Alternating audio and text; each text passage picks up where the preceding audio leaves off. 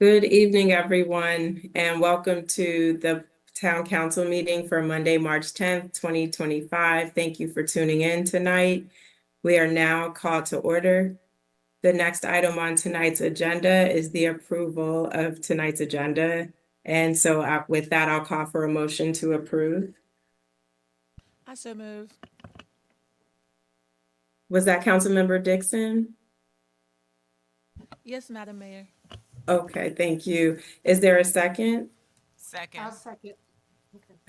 Okay, seconded by Councilmember Brown. Any amendments to the agenda? Hearing none, I'll call for the vote. All in favor, let it be known by the saying of aye. Aye. Aye. Any nays? The ayes have it. The agenda is approved and we'll proceed on to the approval of meeting minutes. First, beginning with the Town Council work session meeting minutes for Monday, February the 10th. Is there a motion to approve? So move. I so move. Moved by Councilmember Brown. Is there a second? I second, Madam second. Mayor. I'll go with Councilmember Blunt. So the motion has been formally put on the table and seconded. Are there any corrections to the meeting minutes for February 10th? Hearing none, I'll call for the vote. All in favor, let it be known by the saying of aye. Aye. Any nays? The ayes have it. The minutes are approved. Next, we'll go to the work session minutes for the last budget work session, which was February 18th. Is there a motion to approve? I so move. Moved by Councilmember Dixon. Is there a second? Second. Seconded by, was that Councilmember McBride? Okay. Yes. Okay. Were there any corrections to the agenda or any edits? All right. Hearing and seeing none, I'll call for the vote. All in favor, let it be known by the saying of aye. Aye. Aye. Any nays? The ayes have it and the minutes are approved. So that completes the approval of minutes for tonight. Next, we'll move down the agenda into new business, beginning with the legislative session update. And Town Administrator, unless you have any opening remarks, I'll just turn it right over to Mr. Brown because this usually goes a little long and I want to make sure we give him his full 15 minutes. So we'll turn it over to you, Mr. Brown. Thanks for joining. Thanks for having me. I think this is a very great time to have this discussion. Things have been kind of slower in Annapolis these days as we etch closer toward crossover. So that's a very exciting time as well to see what will and won't cross over. So it's a good opportunity to talk about that, what's going on in the state. One thing I'll start off with is kind of before we get into kind of some bills is the overall budget challenge the state has. So the governor has placed forth his budget. And basically what he wants to do is kind of grow what he's been talking about, grow the Maryland economy. And he wants to grow the Maryland economy through a series of tax cuts and also through a series of job improvement and getting more organized around economic development. That has been met, I would say, with some apprehension. I think the kind of general feel from the state legislative is that not a great time to be reducing revenue. So the bill is still floating around. I don't know. It will probably get marked up a little bit in terms of his budget bill and allocation. But from the state level, we are approaching a $200 million shortfall. So something has to be done about that. So that's a tough decision that is still being dealt with in Annapolis, and we'll keep our eyes on how that looks and impacts Bladensburg, and as we go through that. One of the things I'll talk about, which was kind of identified a bill of concern for us, but for Bladensburg in terms of economic development and the future of Bladensburg, and that is fairness and zoning, HB 11266, and that was by Delegate Austin. The good thing about that bill, if there's anything good thing about it, it's been referred to committee. It's actually been via the Prince George's County delegation, has kind of almost been taken out of referred to committee and more so put into more of a work study or watch group to kind of digest that. And what fairness in zoning was, it did a couple of things. And one of the things that it would do is expand who can challenge zoning decisions. That's the biggest deal. So I live in Accokeek, and I can come up and say I'm not happy with Bladensburg is doing, which is not great. So that's the overall big rock in it that is kind of what could impact the community.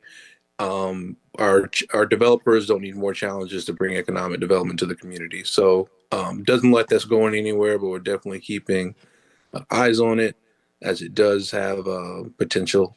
So some bills I want to cover, they're very big and broad, so feel free to ask any questions, but I'm covering them because it could have municipal impact for Bladensburg. HB 503, which is the Housing for Jobs Act, that was requested by the governor. Basically, what the governor is saying is that, hey, once again, in line with his budget, we need to make sure that we have regional housing infrastructure that keeps pace with job growth, right?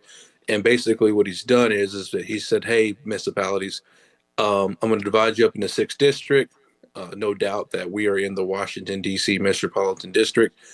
And basically, what I'm going to require you to do is ensure that you have practices that ensure affordable housing is within your area and that your people live close to jobs. And he actually, for the first time in a long time, if Tony was here, he would probably talk about this. We've got a definition for affordable housing. And what the definition is, 60% of area median income for the last 40 years, right? So what are those, what are that range been for the last 40 years? And basically he's going to come back at some point and say, what have you done to encourage this? And do you have practices and policies in place that are disencouraging this, right? And why? So it is kind of directly called out to municipal leaders to ensure that they're in alignment with this policy and practice, and that we are developing and have an ecosystem where people can have affordable housing close to jobs. That's the first definition I've ever seen in terms of what they're looking for, kind of putting a number assigned to it. A couple of other bills that we'll discuss. So there's PG 11725, that's zoning authority for municipalities. Delegate Holmes is carrying that. One of the main things is, even though it would not directly affect Bladensburg at this point, because there is a 15,000 population limit that does apply to that. But we do view this to be a good bill because it's a step in the right direction. So get something done this session, move toward the next section to continue on with that.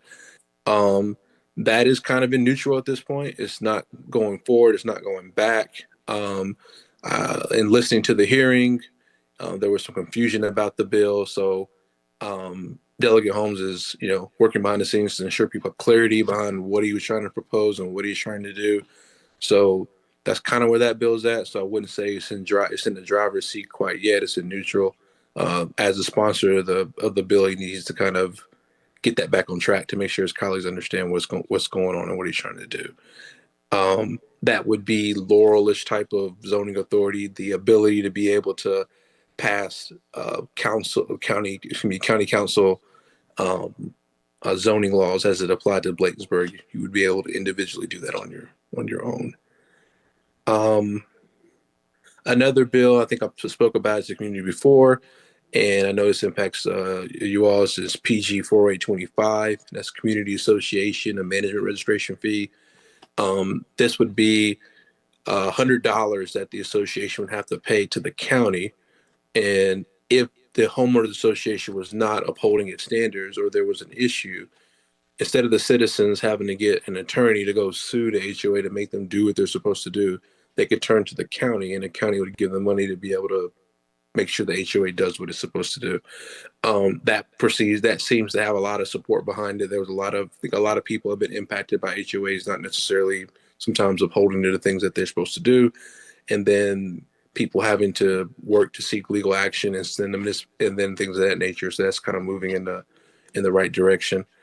So in terms of touching on some youth violence things, the Youth Violence Review and Response Team, there was a hearing for that on March the 6th that just kind of came and went, specifically looking at and targeting youth exposed to gun violence. There's no current funding assigned to that, but it will allow our new county CEO to establish a task force and decide what needs to happen with this issue. How do we get our youth more engaged and involved, and what resources need to be a part of that process. A couple other bills that are definitely of interest, which is a municipal fines increase. I know it's really hard sometimes with the limitations to really get people to move to do the things they want to do. So underneath Senate Bill 820, municipal fines, and if we go back in the time machine, last session this happened for the county, didn't happen for us. But this state level bill would allow municipalities to increase infractions from the maximum of $1,000 today to $5,000. So that would be a good thing in terms of getting people to move in directions you want to do. Also, that appears to be moving in a good direction. The hearing on that was positive. I heard that.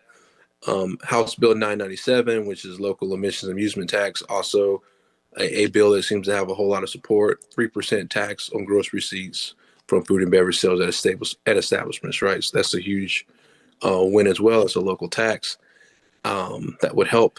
That is going in the right direction. Two bills that I'd like to talk about and definitely answer any questions if you have on it is House Bill 1043. That's the Maryland Voting Rights Act of 2025. So there's lots of things in that bill, but there's two things I think that is good for us all to talk about today. One of the things is it establishes you have to be a U.S. citizen to participate in municipal elections. You have to be a U.S. citizen to do that. It also establishes a second thing, which is you have to give people at least a 30-day notice if you're going to make a change to an election. There was particular instances that was cited where like the week before an election, last minute updates to things were being done and things of that nature. So this basically, there's lots of things in it. It says, it gives legal enforcement. People can sue the city and all the other stuff if it's not followed.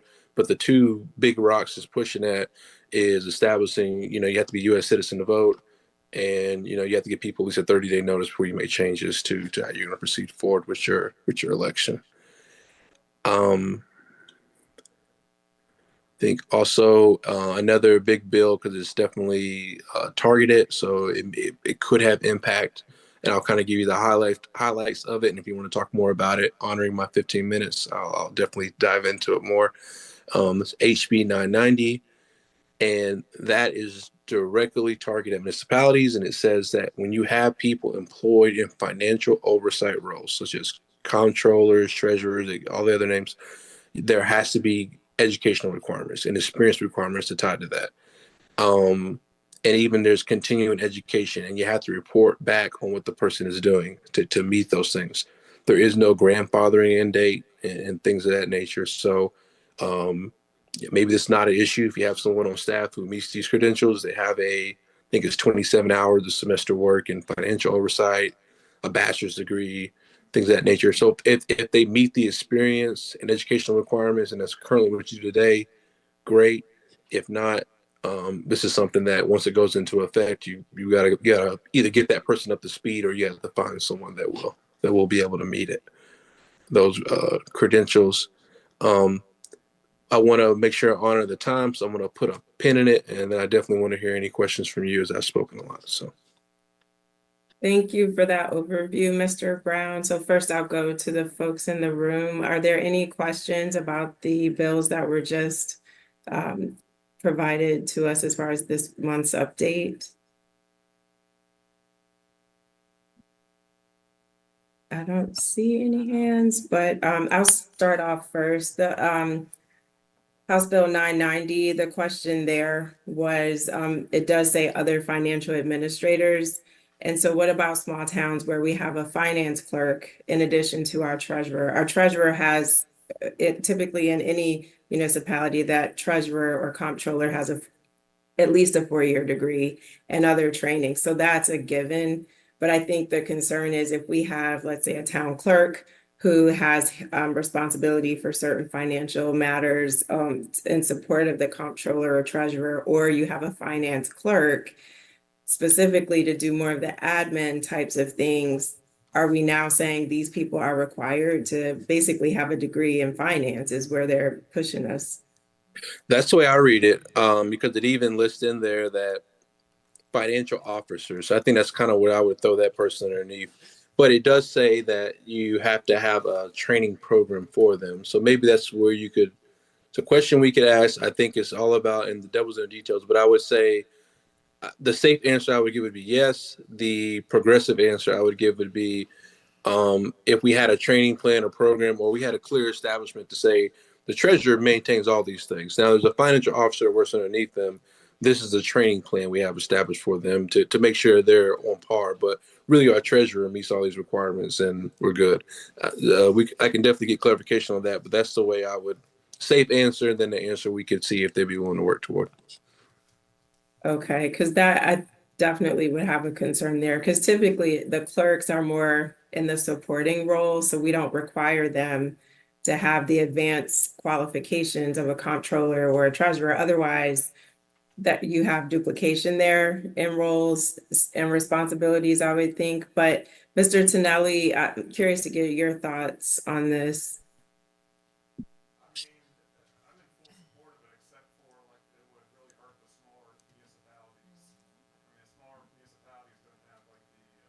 Mr. Tonelli, could you? Can you hear me okay through there, Mayor? Okay, I can hear you now. Okay, I support it except for this, it would really hurt the smaller municipalities that don't have like really complex financial transactions. You know, the municipalities that have like a population of like 300 or less, it will affect them, and they just don't have the budgets to hire. You know, I mean, they contract out like they may even be exempt from audits for being that small. So, I mean, as, Michelle was just saying that, you know, they would have to contract with like a CPA firm, which would drive their cost up. So, I mean, it's a good idea, but it's not one size fits all. I definitely agree. Okay, so sounds like from Mr. Tonelli's point, he's favorable on it, just with the exception of for smaller municipalities and having some grace there. So if there's a way that you can just convey that to the bill sponsor, I think that would be helpful. And then, of course, the other one that's concerning is HB 1525. And the fact that this is being pushed in as though it's emergency legislation, basically restricting municipalities from annexing land that might cross into another legislative jurisdiction, which seems silly when you look at how voting lines are redrawn. You know, after we have the census, they go back, they redo the maps. And so the district that you're in today is not necessarily the district you're going to be in 10 years from now. So to use this arbitrary sort of rubric just doesn't make a lot of sense. And I know through PGCMA has been vocal about this too and pushing back. So hopefully between the advocacy there, they can slow this down. Yeah, and I think, and I don't want to stand here today and say it's not going to happen, and it makes its loops. But I think because it's an emergency bill, because it has such a long way to go, because you're going to have 3/5 majority vote to get it. It's a very long 3-point shot to hoping for it to go in. Doesn't mean we can't pay attention to it. I know Tony has directly engaged with sponsor, Delegate Harrison on it, Vice Chair Delegate Harrison on it to kind of, give a viewpoint in terms of what, to your point, a lot of the things. And I think once again, like a lot of things, unfortunately, we're getting a lot of reactionary bills. A particular person is doing something. So it's like, oh, we must scale this in for everybody. Why don't we focus on what the other person is doing to kind of curtail it? So that was kind of the feedback. I think someone is taking a little bit of advantage of it, but to your point, I don't know why we're going across the board. So we have been in contact with the sponsor and we'll keep talking with them. That's good to know that you've reached out. And I think just generally after the legislative session, we got to have a conversation with, even if it's members of the House delegation, about how we're going to work together going forward, because they can't have a knee-jerk reaction to municipal matters with throwing a bill in at the state level every time there's conflict. I think we do better having a conversation with them to actually let them hear both sides of the stories and work through it versus them bypassing municipal authority and going to the state legislature to just punish municipalities. So another conversation for another day. But folks in the room, or Ms. Blunt, or Councilmember Blunt, any other comments or questions for Mr. Brown? Michelle? Councilwoman Dixon. Thank you, Madam Mayor. I have a question for Mr. Brown. What happens to an existing annexation that's already in progress? Will that be grandfathered into it, or will they need to comply with the new law? Yeah, so if it happened before the bill enacted, and I don't have the date, which most of the time they say October, it tends to be kind of their nice date they like to throw out there. So if it gets enacted, if everything is signed, sealed, and delivered before the bill is enacted, then it's fine. But if the bill hasn't been enacted yet, that's the key thing. Whenever the bill is enacted, I can look up the date and give it to you. I don't have it in front of me, but I can give you the date at which that bill is proposed to be enacted. Councilmember Dixon, did that answer your question? Yes, Madam Mayor, thank you. Okay, great. Well, seeing there are no other questions, Mr. Brown, we will let you go, but appreciate your help in keeping us connected and aware of what's happening at the state and county levels. And with that, we'll wish you a wonderful evening. Have a good one. Thank you, everyone. You too. Thank you. Bye-bye. Bye-bye. The next item on tonight's agenda is Resolution 15-2025, and this is regarding the appointment of, oh, sorry, Michelle, were you about to say something? No, I was waiting for you, Mayor. I was waiting Oh, for okay. you, so yeah. Okay, so I'll turn it over to the administrator and clerk to take us through this item. Yes, good evening, Mayor, Town Council. We have some of the applicants for the ethics board here. Ms. Watson is going to provide her report and then call the members up. Ms. Watson? Good evening, Mayor, Council, President. Oh, I'm on. You can hear me? Everybody can you hear me? Okay, okay. Good evening. Again, like our town TA said, this evening we're looking at the Resolution 15, the Ethics Commission appointments. Again, Mayor and Council, you asked me a few months ago to do some interviews with the new appointees, which we did. I've already included the report for each of the residents that did apply for the Ethics Commission. And tonight, we just have them here so you can meet them formally and ask any questions that you may have. I've already checked. Mr. Brandon Newsom is here, Mr. Michael Wildheart, and Mr. Trey Jackson Marshall is here.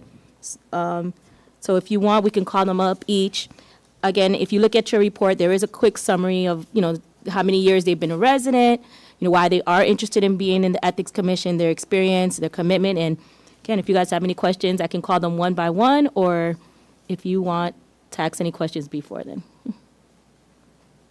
So yeah, if Madam Clerk, if you wouldn't Yes. mind just asking them to take the podium and just give, a brief overview of their experience and why they're interested, that would be helpful. From the February meeting, specifically, the council raised the request to have them come and just introduce themselves to the town council so that there could be a level of confidence and understanding of who these individuals were before making a formal appointment. Yes. Okay. Our first resident is Mr. Brandon Newsom.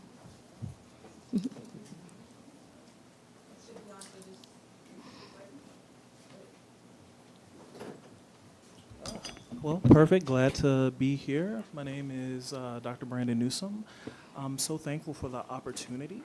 I'm happy to answer the questions. So as it relates to the why, I was so thankful to get the chronicle that gets sent out from Bladensburg that gave great opportunities to be involved. And as I looked at the ones, both the Green team, the History team, the Elections Commission, and then also the Ethics Commission, I recognized that the Ethics Commission was a thing that I thought resonated most with me, and then also resonated most with my background. So with that in mind, I am a child and adolescent psychiatrist currently working in PG County and Montgomery County in the non-public special education options. And I'm also the medical director of a partial hospitalization program for youth in Montgomery. And integral to those roles is that focus upon high quality services that focus on professionalism and the utmost standards of ethics.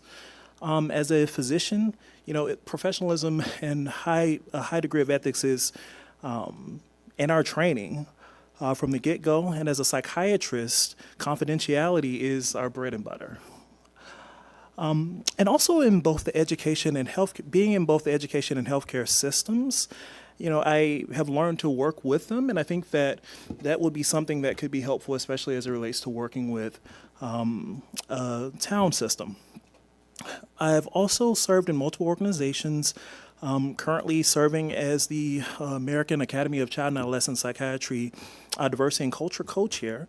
And of course, in that role, a lot of things come up as it relates to equity, inclusion, and ethics. Currently serving on the Courageous Conversations Toward Racial Justice nonprofit group. And of course, in this role, I do a lot of trainings and then also some community education.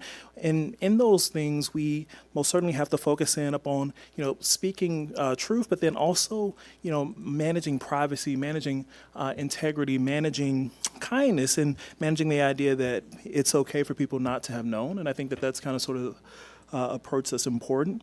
And then also, I was previously a regional vice president for the Committee of Interns and Residents, representing 1,000 people in the state of Maryland before transitioning here for fellowship.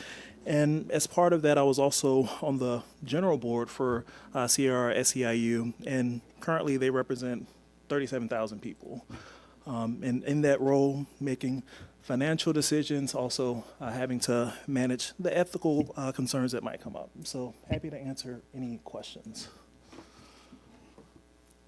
Great. Thank you, Mr. Newsom, for expressing interest in the Ethics Commission. Are there any questions from the council at this time? Councilmember Blunt, I think I saw you come off mute. Yeah. Okay, I was wondering, what ward are you in? I'm sorry, my voice is a little scratchy. What ward are you in? I believe I'm in the first ward. I'm at Kenilworth. Yes, so that's Ward 1. Yes, sir. That's wondering. Okay. Thank you. Thank you, Councilmember. And next we'll go back to the live room. Are there any questions from Councilmember Brown, Councilmember Dixon, or Councilmember McBride? Councilwoman Dixon has a question. Hi, thank you for coming. Thank you for having the interest to be a part of our town. I have a question. How will you ensure that your decision remain unbiased from all political and personal influences? Absolutely. I think that that's the beauty of it being, I believe that you all are moving toward a 3-member team. I think that, one of the things that will be important is to disclose any thing that I feel like would be a conflict of interest, and then those things that I feel might present as a conflict, making sure not to vote upon those things and make sure that you all are aware of that moving forward. And I think that that would be the most important thing. Thank you. Thank you. Back to you, Madam Mayor. Thank you, Councilmember Dixon. Any other questions from the council? And I apologize, there's a delay from when I can see you on the screen. All right. Councilwoman hearing Brown. none. Councilwoman Brown. Councilmember Brown. So in terms of your availability, time and commitment, are you available to commit to this? Absolutely. So I love the question. So with my current work schedule, I actually work Monday through Thursdays, and I intentionally did that because I wanted to give myself more flexibility to work in the community. Also don't work in the after 5 and on weekends. So I do believe I would have time.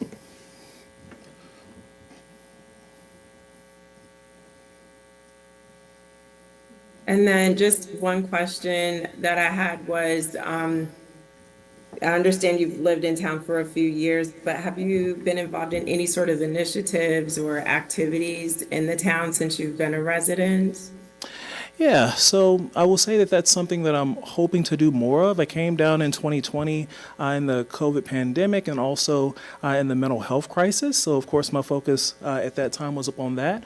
And that's why I've, as I mentioned, was positioning myself at this point to be able to be more involved by, limiting, putting some restrictions to limit hours so I can do more community work. Perfect. Thank you so much for taking the time to be here. We appreciate it. And we'll turn it back over to Madam Clerk to introduce the next resident. Thank you. Our next resident is Mr. Michael Wildheart.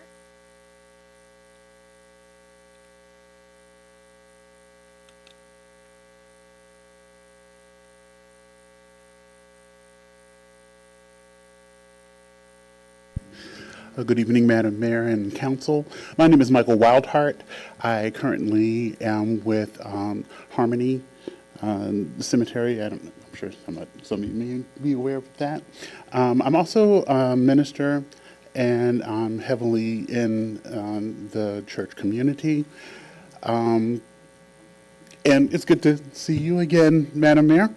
I've worked with her on several projects, one of which is where I'm currently residing at Parkway Condo Community, where I am the editor of our community newsletter.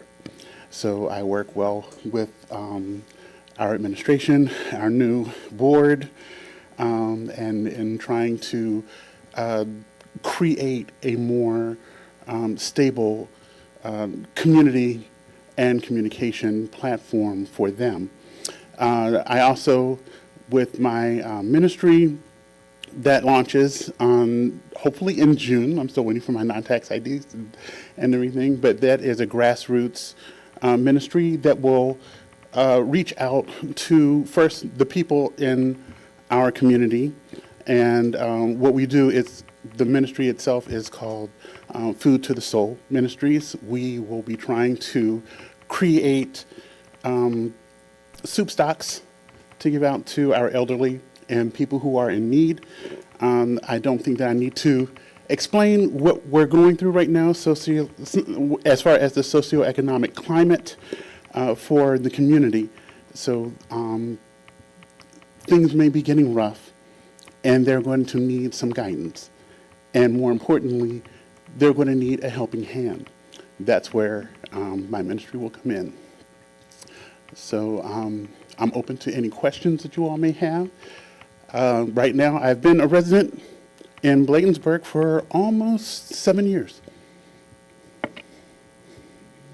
Great. Thank you, Mr. Wildheart. So I'll start with the folks in the room for any questions. Councilmember Dixon, I'll start with you. Question. Thank you again for making the decision to serve. We appreciate that you take the effort to do so. I love the fact that you are already engaged in the community.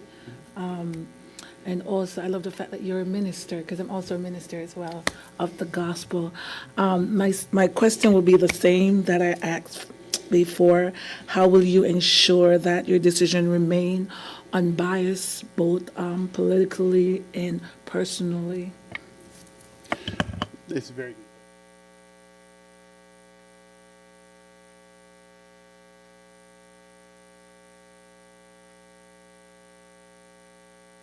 I was. Oh, okay. If you're going to be able to represent the community, you have to be able to hear all sides. If you shut yourself down to one side or one part of the message, it doesn't get communicated. If personal feelings are in play, I will happily recuse myself and if necessary, give proxy to a colleague. But I feel that having a large degree of diversity in my makeup alone, that I am more than capable of seeing things for what they are, speaking plainly, and more importantly, hearing what the community has to say about the issues at hand. Thank you. My next question will be, what if there's a situation arise with one of the staff member here or council and mayor? How will you handle that? Would you take it to the street, or will you keep it in confidence? Another very good question. I think that with any structure, there is a hierarchy. And so whatever the guidelines are for the committees, that's the guidelines that we should follow. I guess the best thing to say is that when you're dealing with a lot of different egos and everything, sometimes you have to put yourself aside. Hear again what they're saying. If something is turned off, that message won't go through, right? So go back to them. Maybe I missed something, you know. Let's sit down, let's talk about it. I want to hear your view, and hopefully you're willing to hear mine. Taking it outside of, you know, the bubble is not something that you really want to do, you know, unless you are in such a dire situation that it affects the whole community. But when you're talking about something that is uniquely or specifically within the house, taking it outside isn't going to help. It's not going to change, you know, you in order to really understand, you have to be willing to hear the other person. I'm back to you, Madam Mayor. Thank you. Councilmember Brown, over to you. Thanks, Mayor. Yeah, the same question in terms of your time to commit. I have no problem giving my time. As far as if it's something where there's a schedule conflict, I will let you know well in advance. Otherwise, I will, if I can, I'll take leave or, you know, whatever. But I do take my roles very seriously. And this is something that is not only just an honor, but it's a privilege. So I definitely want to be available as much as possible. Great, thank you. Thank you for the question, Councilmember Brown. Councilmember McBride, anything that you wanted to ask? Yes, ma'am. Good evening. First of all, I would like to say thank you for being in Ward 2. No offense. But we could truly use the help, and hopefully I get to work with you again on some important projects within Ward 2, along with Councilmember Blunt. Thank you. I would love the opportunity. All right, thank you. Councilmember Blunt, any questions or comments? Okay. And just same question as last time, just in fairness, if you could just elaborate on your experience in working with the community, just so folks can be aware of that, that would be great. Yes, surely. One of the things that we worked for with the help of Madam Mayor was a beautification day within our community. We helped plant within the, I believe it was the Kenilworth community, and they were kind enough to give us what they had left over to beautify our grounds and make that better. Right now, I'm working strongly with our association in trying to get our building back to code. And so for my position, it's more or less letting the people in the community, because we're about 60%, maybe 65% renters. So they really don't understand the difference between living in an apartment and living in a condo. And we're trying to get them more involved in community efforts so that we can meet those goals as a new association. One of the other things that I wasn't able to help personally, my wife was one of the other beautification days where they were able to put in new flowers. I believe you all had sunflowers. So yeah, so that I'm also been working with PG County Code. I have a few people that I know there, and trying to, again, we're trying to get things back to a stable performance on our end since we've taken over as a new association. Great. Thank you so much, Mr. Wildheart. We appreciate you stepping up to volunteer and for taking the time to be here with us tonight. And with that, we'll turn it back over to you, Madam Clerk, to introduce the next resident. Our third applicant, Mr. Darrell Davis, is not yet here or is not here. So I'm going to go into our fourth applicant, Mr. Trey Jackson Marshall.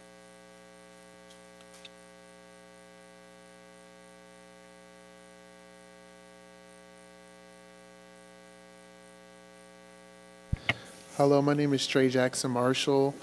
I've been a resident for 26 years. I'm a second generation Jackson that lived in Bladensburg. My grandfather was named Daniel Jackson. He did a lot of things for the community. One of them being the community rec center for Bladensburg. He was there for breaking ground on that. I just wanted to try to join something to get back to the community and I don't have a lot of experience in certain things, but I was trying to see if I can get into something new and try that. If there's any questions you would guys like to ask me, Mayor, or the council members, I'm willing to answer. Thank you. Great. Thank you for being here tonight, Mr. Marshall. So I'll start with Councilmember Dixon. Thank you, Madam Mayor. I love the fact that you're young and you want to get engaged. Of course, when you're young, you can move, you can skip, you can do all that. My question is, can you explain or share a time when you had to make a ethical decision in your 26 years? Sure. I've been an assistant manager for about 4 years now. I've been plenty of times where HR complaints with my manager and other employees that I have. So issues relating to like hours of stealing hours or something like that, or investigating, I have done that. And also with certain things where training wasn't a thing for them, so I would help them out and stuff like that. Like issues like that maybe was a conflict of interest with them too, and I had to come in and step in for HR and actually be a person to hear both sides of the story and then give a report to HR.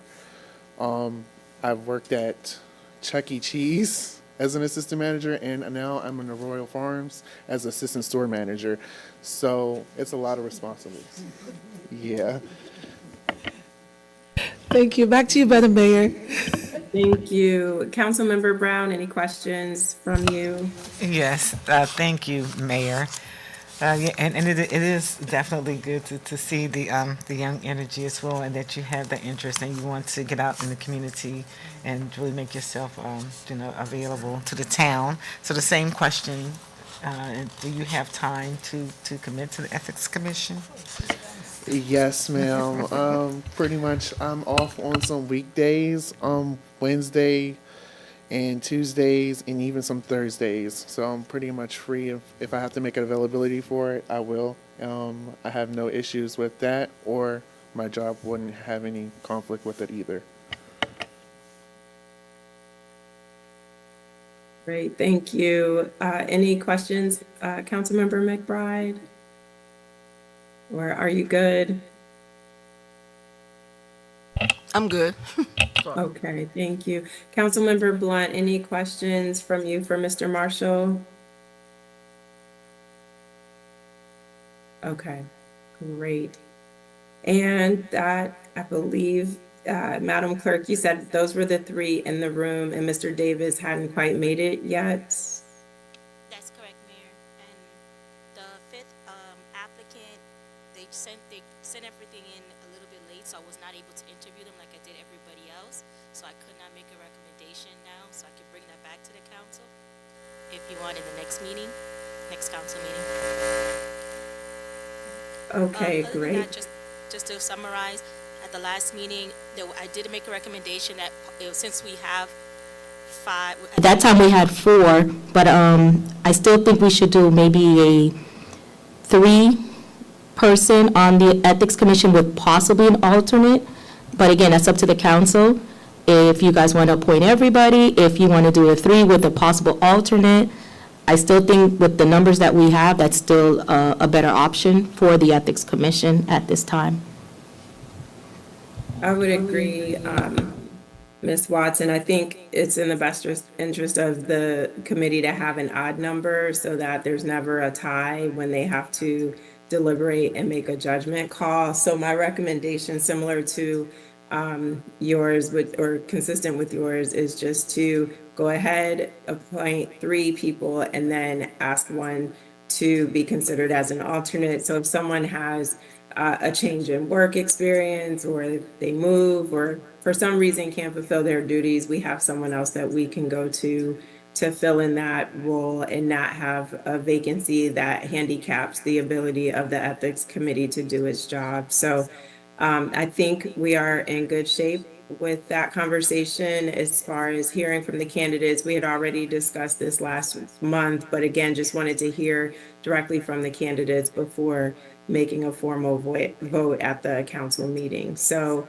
if there are no other questions, we can proceed on to the next item. And again, thank the residents for coming out and taking the time to introduce themselves or say hello in some cases to the council and staff this evening.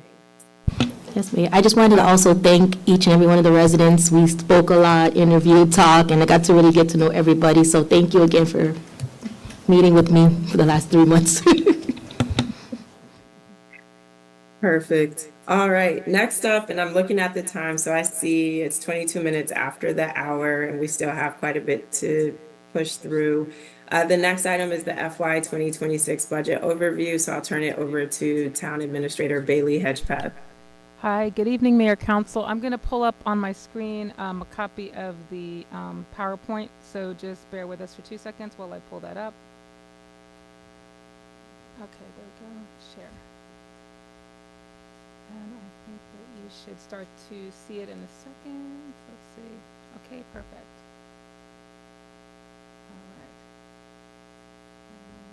All right. Now I got to go back to presentation mode. Okay, so this is the presentation mode.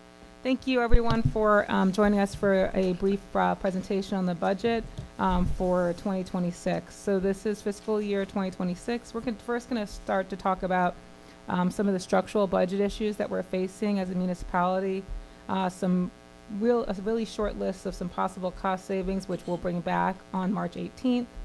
And then we do have some updated revenue estimates, and then the next steps. So I wanted to talk a little bit about the structural budget overview. There are some structural issues that we've inherited in regards to the funding from ARPA, which are the American Reinvestment and Recovery and Rescue Plan, right? Rescue. Yeah, I sorry. always get it.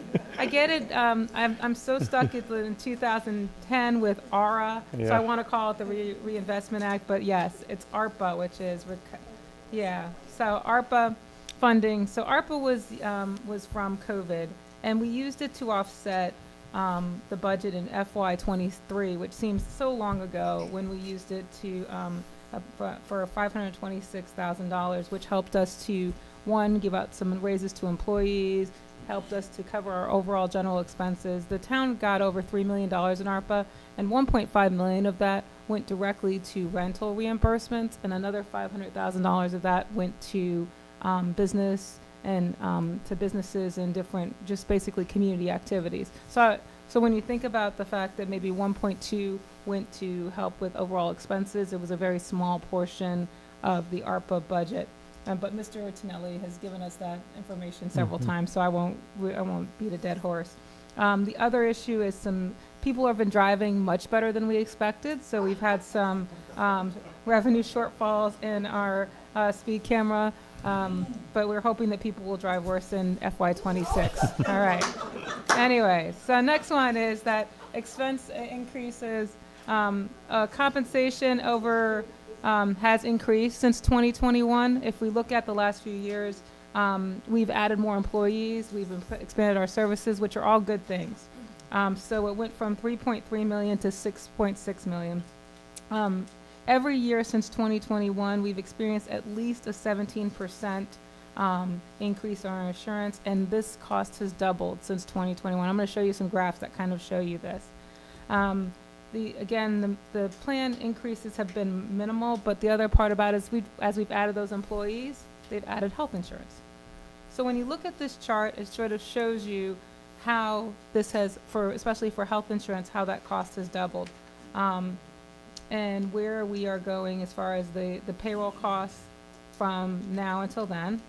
And then this one will show you the health enrollment numbers, how that has also increased. And that's also family independence. And so those costs have a structural impact on your budget. And then again, this whole thing with the increase of insurance costs, you can see from 20 to 25. So there's some other small costs that we would say is that everybody knows that there's pain at the pump.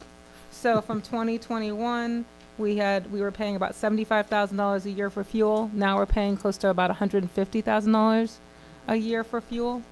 Workers' compensation has doubled since 2021. We were paying about $160 to now we pay about $320. That also increased because of the number of employees that we have. And we have more public safety officers, which have a higher cost for workers' comp, and that's what some of those changes are. But overall, everyone's workers' comp has increased. It's not just us. It's just the fact that it is a fact in reality. Staff additions, again, we talked about, and then consultant costs. Our consultant costs have quadrupled since 2021. Back in 2021, we were just paying the town attorney.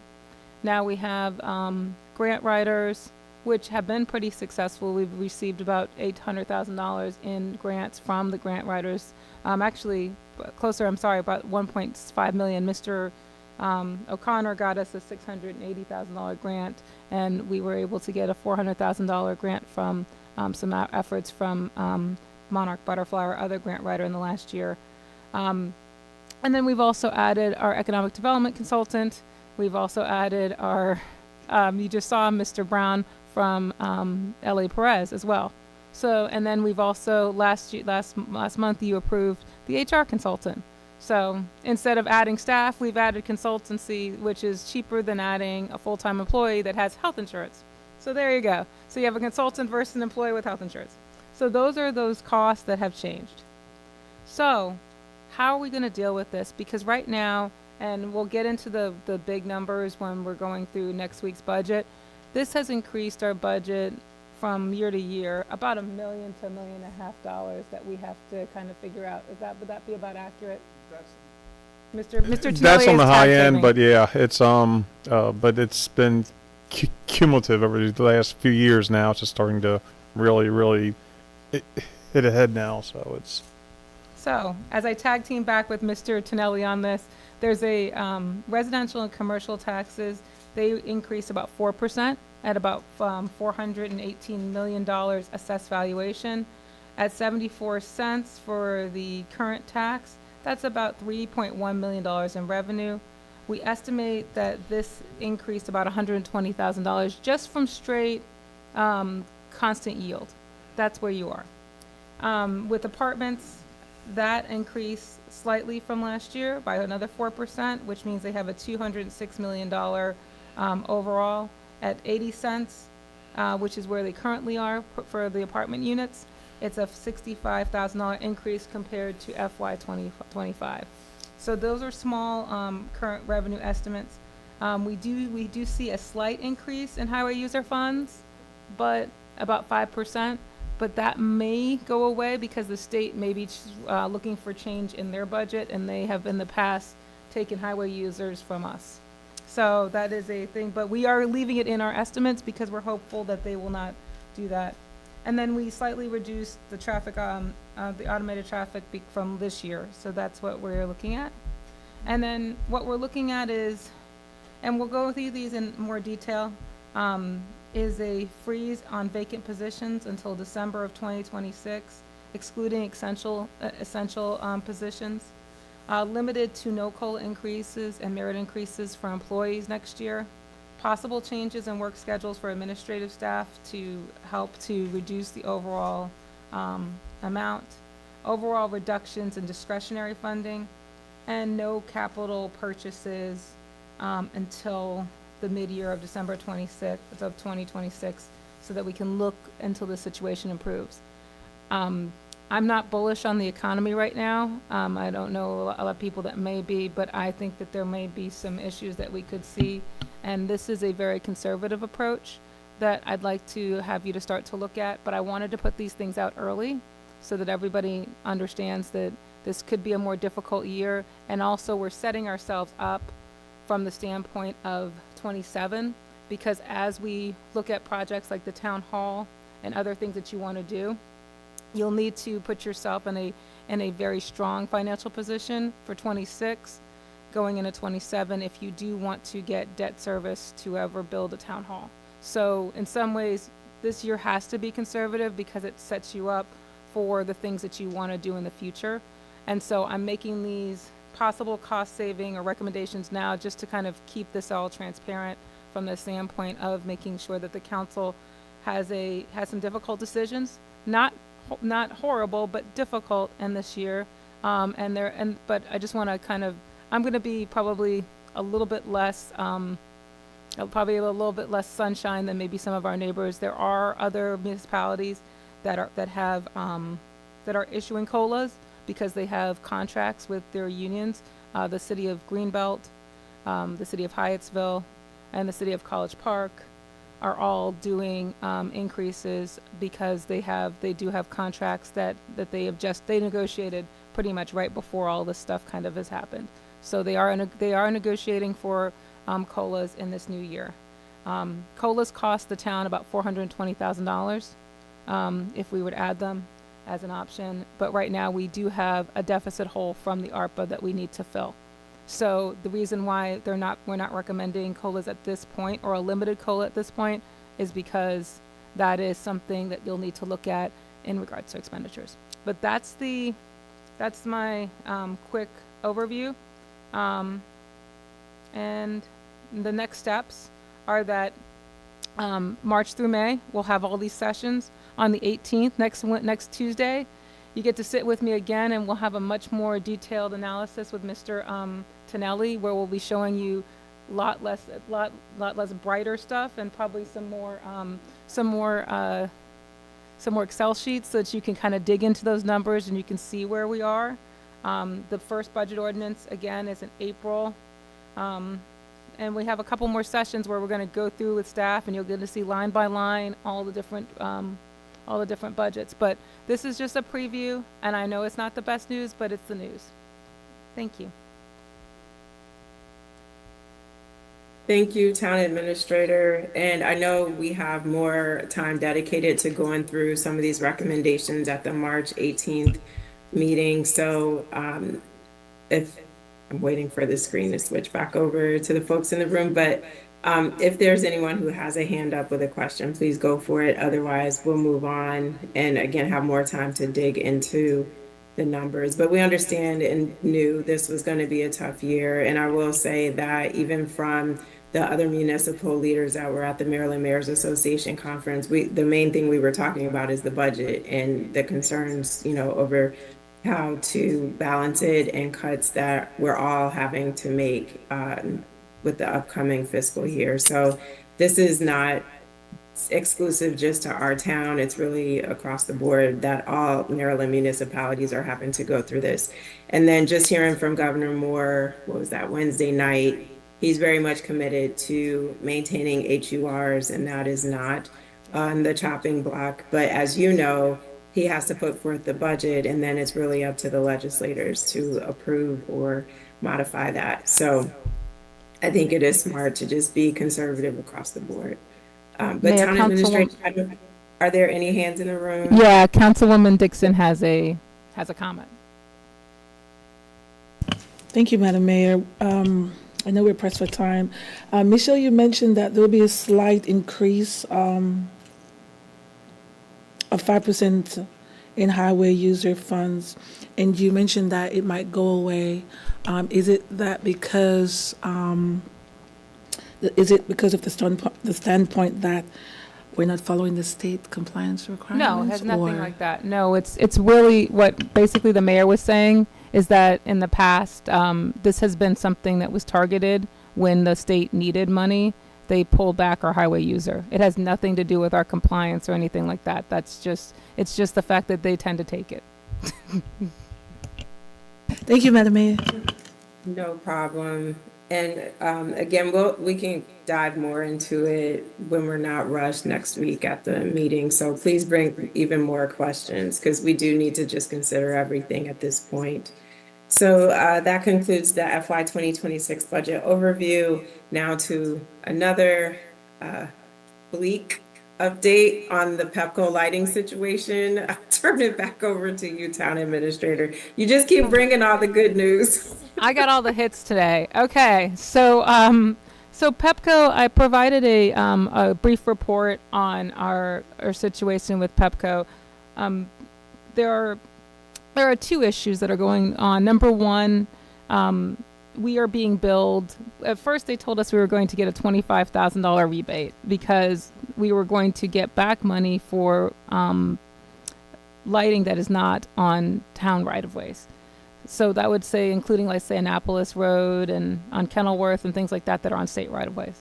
Well, when that was brought to the state, they decided they wanted to push back on it and say, look, we don't have agreements with any of the towns, so the towns need to continue to pay since they've always been paying for these right-of-ways. That's hit all of the municipalities. That's called us all out of left field because we didn't know what we were paying until they did the analysis because that was a state mandated analysis. And so Pepco had issued us these refunds. We are now being rebilled for the lights, and plus we are being billed at the new Pepco increased tariff on these lights. So we can estimate that we will have approximately a $25,000 increase to our bills because of the tariff, the new cost for Pepco lighting next year, and the fact that now we have all of these bills. I mean, all of these lights that we were being billed at a lower rate before. We are going to follow up with the other municipalities. I'm working with Sue Ellen because she is pretty much doing some kind of a legal action against Pepco in regards to this billing, and trying to find out if the state is going to do agreements with some of the municipalities, especially for major roads like Annapolis Road and Kenilworth. So right now, that's the news I need to bring to you because it's the latest on that. The second part of the update is that we are in the process of trying to buy these lighting poles because they are outdated equipment, but if we buy them now, we can control the destiny of how they're replaced and the upgrades versus the system that Pepco has, which is a little bit more exorbitant to towns to purchase. So I will give you more updates as that comes, but I just wanted to put that on the record. Thank you, Michelle. It's just frustrating how we went from the first phase of this and then now with SHA pushing back and saying, nope, the municipalities have to pay everything. And looking at the pricing though, for what the new streetlight bill would be, $5,100, if you divided that between all the lights that they're now saying we're responsible for, which is a total of 351, it means the town would be paying about $14.50 per light per month, which may not seem like a lot, but it adds up on top of everything else. So I'm glad that Ms. Ferguson is looking at litigation as a possible way to push back against this because they have to do something to meet us in the middle. It is not our responsibility that they haven't kept the infrastructure updated over the years when it was their responsibility. And so now it's like they want to hand it over at a point where, yeah, we get a say, but we're also financially on the hook for getting these things, the poles replaced, the lights replaced and so forth, which is not at all fair. It's different if you're handing over something that's in perfect shape, and, with the most energy efficient light bulbs, but we'd be taking it over essentially to just incur more cost on updating it and then maintaining it, which is incredibly frustrating. But are there any hands in the room? Because I can only see you and Councilmember Blunt. Councilmember Brown. Again, just real quick, if the town, where's the cost savings if we own the lights? So there's a, and it's a little bit complicated, but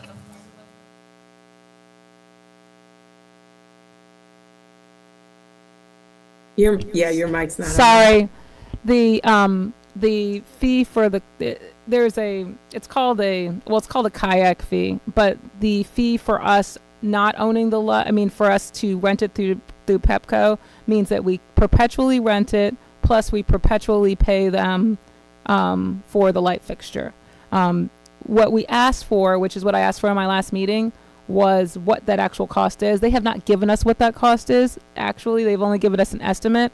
So I asked them so that we could compare the cost of purchase versus the cost of the kayak fee. So you will get both when we bring that to you, because that was what I've asked from Pepco. Okay. Thank you. Thank you, and thank you for the question. Seeing no other hands, I'll keep moving along. The next item is the FY 2025 Community Grant Process Update. I'll turn it over to you, Town Administrator. So, Mayor, we're proud to bring out the new FY 2025 grant process for community groups. I wanted to make sure if the council had any comments on the application. I changed it slightly to make it a little bit less complicated than the last one. It's still a lot of information, but it's in your packets, and I can actually take some comments. You can email me comments, but we would like to put this out so that we can give community groups a chance to apply for it for 25. Great, thank you for making the updates. Just one minor adjustment on pages 61 through, I think it's 67, no, sorry, through 64. The reference, through 65, the reference is still to FY 2024, so it just needs to be updated for the new fiscal year on that. And then also on the first page of the application and guidelines in section C number 2, it also refers to July 15th, 2024, which— Mayor, we attach both. We attach the 24 and the 25 so you could— Okay. So when you look at pages 86 through, those are the 25, that's the revised one. So so we've included the 24 and 25 applications so you could take a look at both, but the 25 is right after it, and on the bottom of the 25, that information is noted. I just wanted to make sure, because it's, okay. Sorry, that's why it looks like a duplicate. Pages. Yeah, no, I don't have those pages, I'm sorry. Yeah, from That's pages, sorry, 83 on. Councilmember Blunt was saying she doesn't have it either. I think maybe we just missed some of the pages, maybe got mixed in the copying, but no worries at all. And then the only other comment I had was, is it possible to move up the approval process so that we can approve it by the June meeting? So at least it's closed out before June 30th, and then people are notified, and then we can invite them to the July meeting if we want to do the check presentations at that first month in the new fiscal year. Yeah, That mic keeps going out, sorry. Sorry, the due date is Wednesday, April 30th, so that should give us plenty of time to bring it to the May meeting or the June. We have enough time to bring it to the May so that you could see it before June, and then you could make the appointment. So that we're trying to close it out earlier this year, so we should be able to make that timeline. Okay, any concerns from the council with that timeline? Okay. Councilmember Brown, were you gonna say something? Let me just, I guess, I don't know if if we need to move the timeline or just, reconsider that timeline or not. So, yeah, do want to look at that. So do you think it should be due in end of May versus April? Because we're in March now, maybe that can be considered. Okay. We can move it to like May 15th, and that way it can be ready for, it's just that we've accepted them after the deadline. Mm-hmm. So we can bring you the first ones that come in, because we do have people that send them in pretty early, so we could bring some to you in May, and then we can continue to take them afterwards Okay. until the money's gone. Yeah, I guess in looking at the application, it didn't seem like there's that many pages to complete, and most of the backup documentation most nonprofits have. So I didn't see an issue with the April deadline, but if, if that's what the majority feels, I'm happy to go along with that.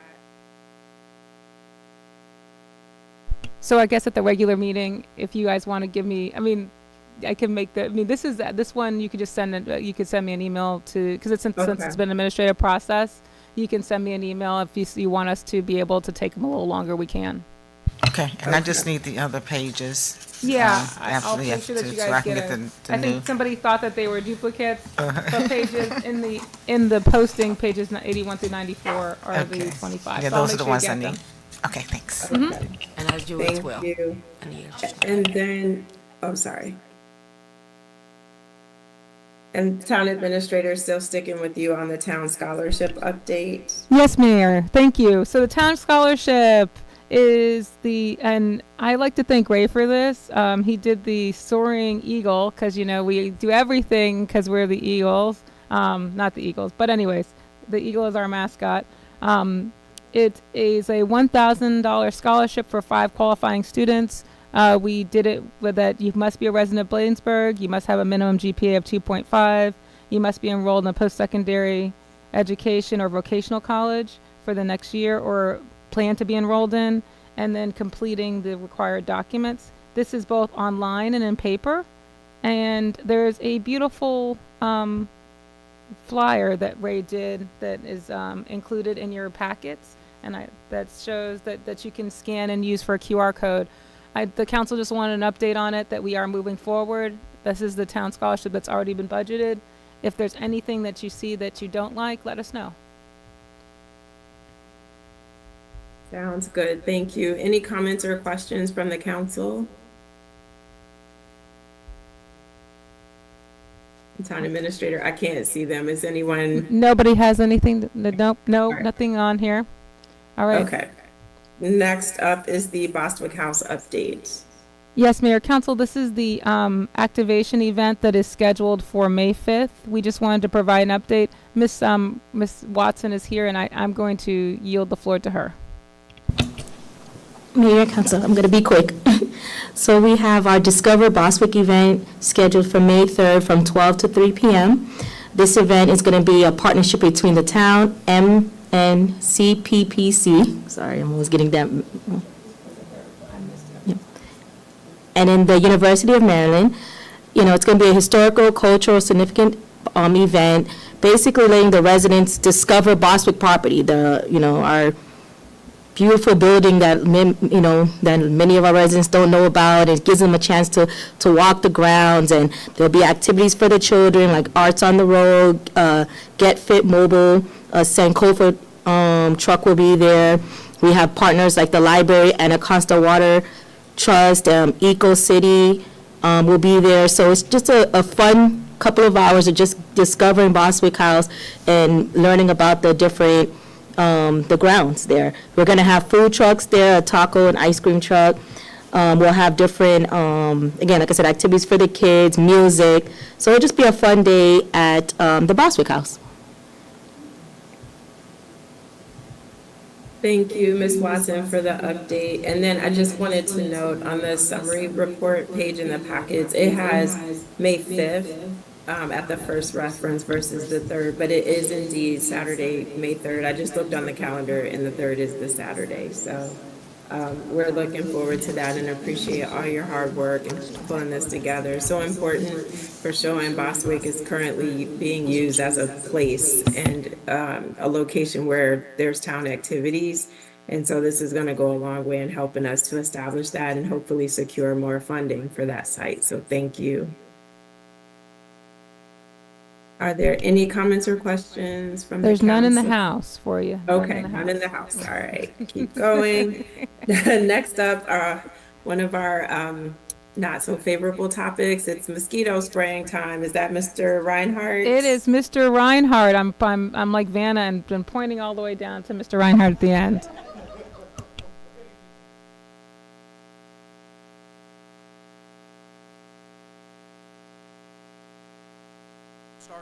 should go till September. Again, it'll be a weekly spraying that the Department of Agriculture. Okay, it'll be a weekly spraying that the Department of Agriculture will come out. We'll have a designated day. Once we have that, we'll let the residents know of that date. Since it does have a small monetary cost, we just want to bring it to the mayor and council for their approval. You actually have budgeted for this already as part of the budget, so this is information only, so you do not have to take a formal action because it's already a budgeted item.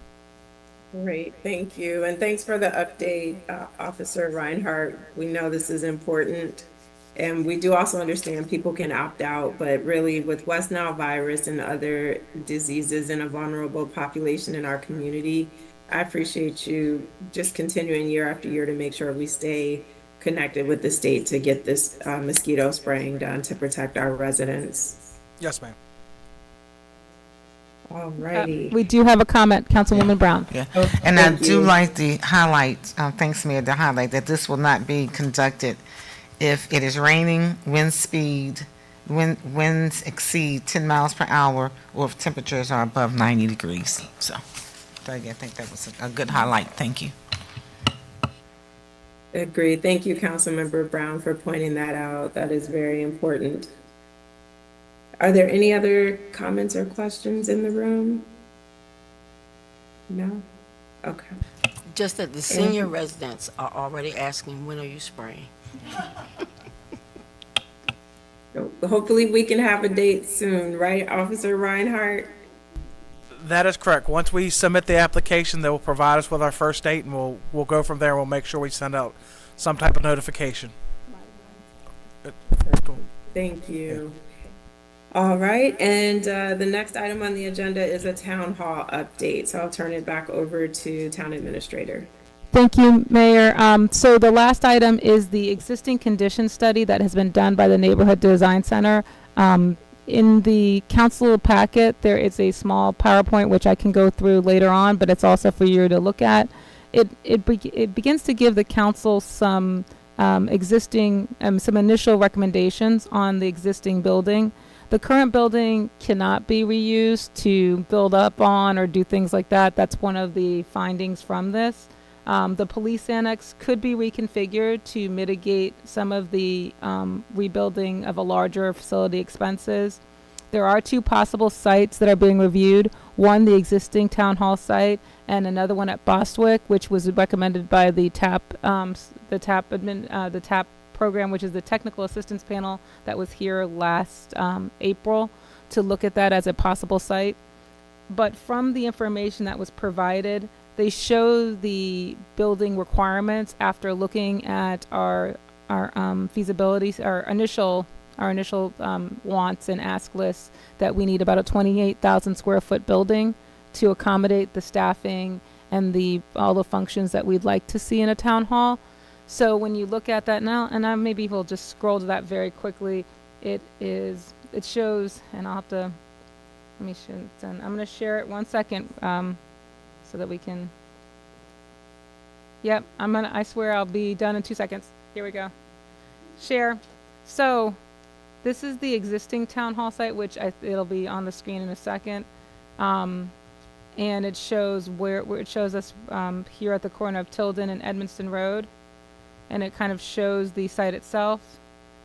It gives us some little bits about the sunlight, but what I wanted to show you is that, and also shows the Bostwick House site, but what I needed to show you are the boxes themselves after the program analysis, which is here. It's this one here.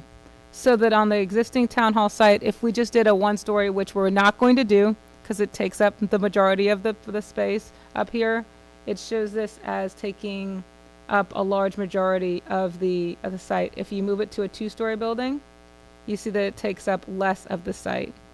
Okay, and that that for parking and things like that, those will be things that will be considered as they move forward in the next phases. But this is the initial phase. On the Bostwick House site, as a 28,000 square foot, it takes up 95% of the site. As a two-story, it takes up still like about 70% of the site. So from just the feasibility, the second site, just because of the size of the building, may not be the best site, and they're also concerned about the slope and incline on that piece of property. So those are the highlights, but I thought that those are things that we should bring up. I can answer more questions in the regular session, but I just wanted to make sure the council had it, and then this is attached and on our website. Thank you. Perfect. Thank you so much. Appreciate the overview and the presentation as well from Neighborhood Design Center. And definitely, I look forward to talking more about it and getting in the room with the council and the staff to hear more, and also to brainstorm even further about the possibilities. Are there any comments or questions from the council? Okay, none from Councilmember Blunt, none in the room. Okay, so that takes us through the end of tonight's agenda. So is there a motion to adjourn? So move. Moved by Councilmember McBride, was that? Dixon. Okay, is there a second? Dixon. Seconded. Any comments or questions before we adjourn? Hearing none, I'll call for the vote. All in favor, let it be known by the saying of aye. Aye. Aye. Aye. Any nays? The ayes have it. Thank you all so much. We're adjourned from the work session. And before I drop, I do have to get back to work. Obviously, I'm out of town, so Councilmember Brown has agreed to preside over the 7 p.m. meeting. So with that, thank you all and have a wonderful evening. Good night. Thanks, Mayor Travel.